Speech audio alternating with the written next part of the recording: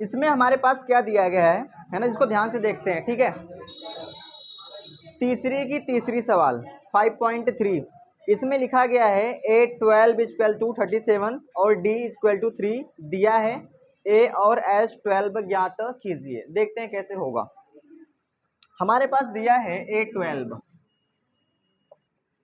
ये है 37 और क्या दिया गया है, D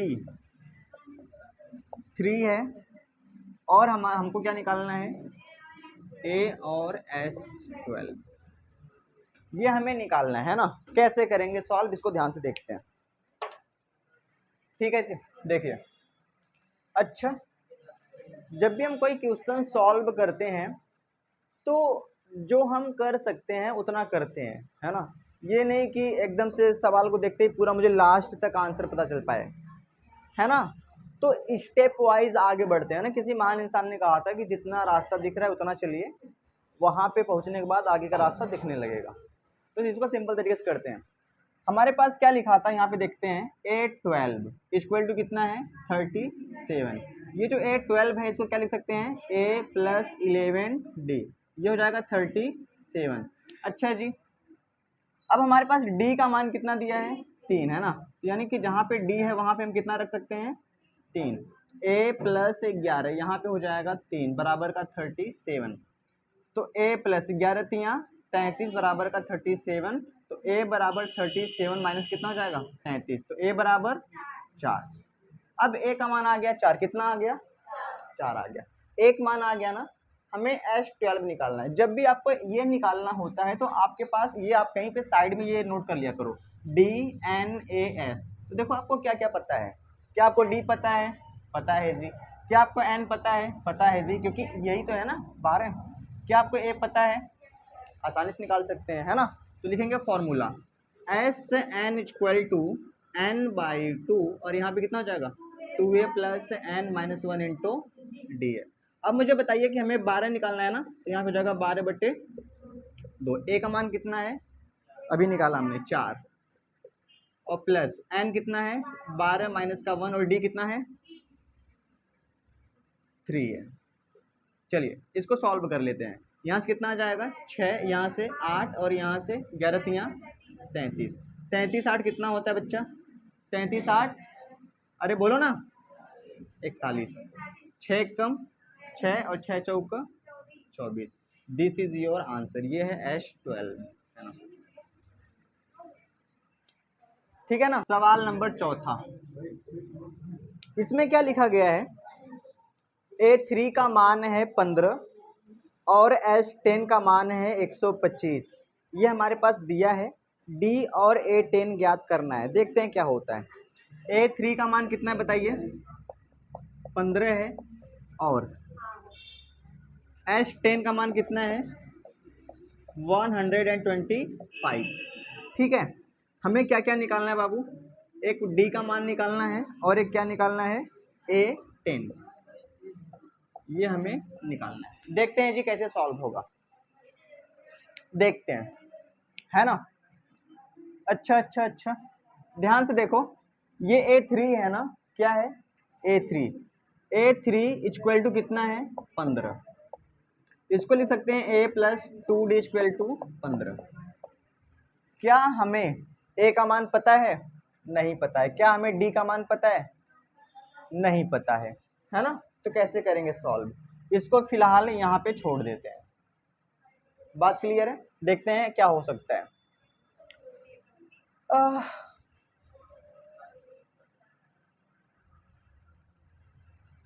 ठीक है, सही है ना अमन, बड़ी अच्छी सवाल पूछे हो तुम, है ना। होता है क्या है, जब भी हम सवाल सॉल्व करते हैं तो ये नहीं होता कि, है ना, कि बस डायरेक्ट आ जाए, क्या क्या कर सकते हैं ना, ये सोच सकते हैं अपन। अच्छे ध्यान से देखो, ध्यान से, है ना। हमारे पास क्या क्या पता है, थोड़ा साइड में लिख लेते हैं।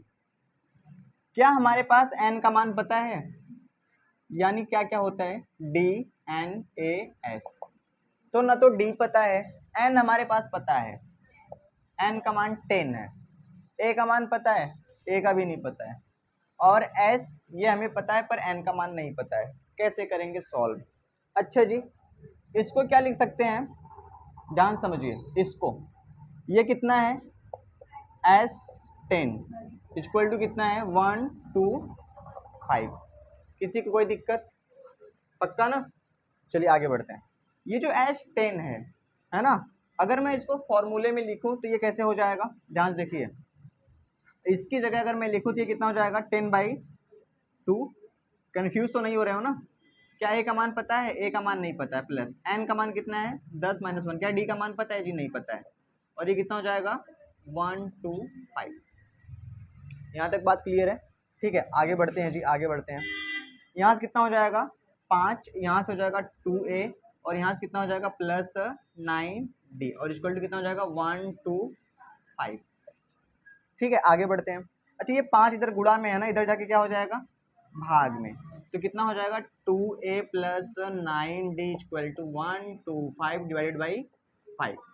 तो 2a plus 9d equal to 5 दूनी 10 और 5 पच्चे 25, है ना? कोई भी सवाल ना कभी भी याद रखना, है ना, ये नहीं होता कि मुझे पहले से आता, मुझे भी नहीं आता, वो तो करते जाते हैं तो फिर दिखता है कुछ ना कुछ। अब यहाँ पे एक चीज दिख रही है, ध्यान से देखो, ए और डी, ए और डी, इसको समीकरण 1 कर दूं अगर मैं, और इसको क्या कहता हूँ 2। हमारे पास दो समीकरण है, एक समीकरण ये है और एक समीकरण क्या है, ये है। इन दोनों समीकरणों को हम सॉल्व तब तक नहीं कर सकते, है ना, जब तक कि इनमें से जो चर है, जो अक्षर वाले हैं, उनमें से किसी एक की शक्ल सेम ना हो। मैं बात कर रहा हूँ विलोपन विधि की। जैसे यहाँ पे a है और यहाँ पे 2a है, यहाँ पे 2d है, यहाँ पे 9d है, तो कुछ भी करके चाहे तो हमें a वाले को सेम करना पड़ेगा और चाहे तो d वाले को सेम करना पड़ेगा। तो किसको सेम करना समान रहेगा, मतलब आसान रहेगा, a को, है ना? तो हम क्या लिख लेंगे, समीकरण 1 में किससे गुणा करने पर, समीकरण 1 में 2 से गुणा करने पर, ये हमने सिंपल सी बात लिख दी। जब हम समीकरण 1 में जैसे ही गुणा करेंगे, ये कितना हो जाएगा 2a प्लस 4d और 15 दूना 30। याद रखना, इधर भी गुणा होगा, इधर भी होगा, तो ये बन जाएगा समीकरण नंबर 3।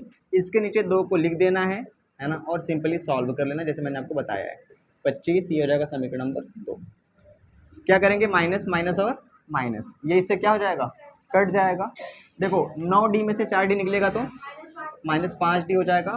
30 में से यहाँ से निकलेगा कितना आ जाएगा, 5 प्लस में आएगा, तो d बराबर, ये माइनस इधर चला जाएगा, तो -5 बटे कितना हो जाएगा 5, तो d का मान माइनस का 1 हो जाएगा।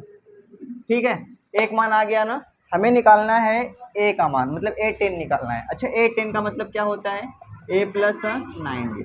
तो क्या हमें a का मान कहीं पता है अभी तक? तो पहले हम a का मान निकालेंगे, है ना। तो हम लिखेंगे समीकरण 1 में, समीकरण 1 से लिख लेंगे, है ना।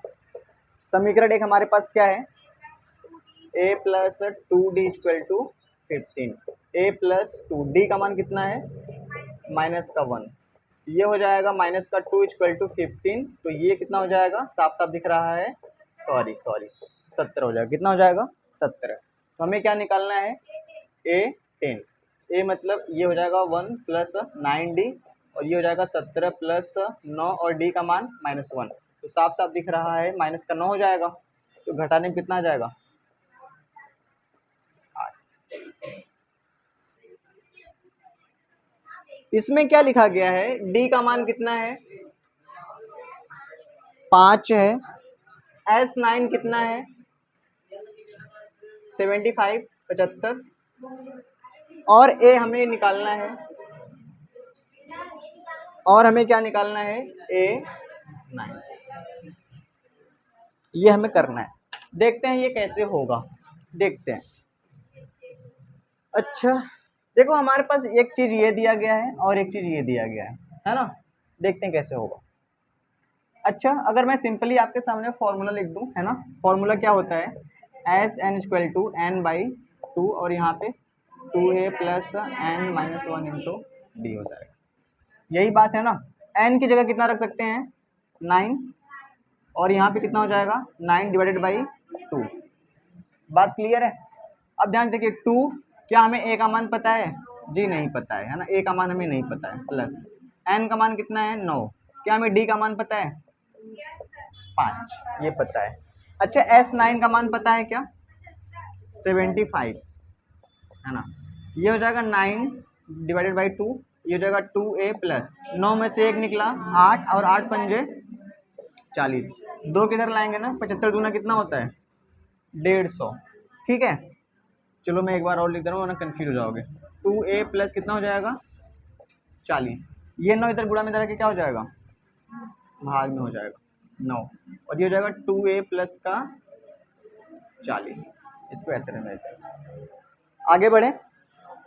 अच्छा जी, और क्या सॉल्व कर सकते हैं 3 त्रिक का 9, 3 पचे 15, ये हो सकता है 50 डिवाइडेड बाई 3 बराबर का 2a और प्लस कितना हो जाएगा 40, हाँ या ना।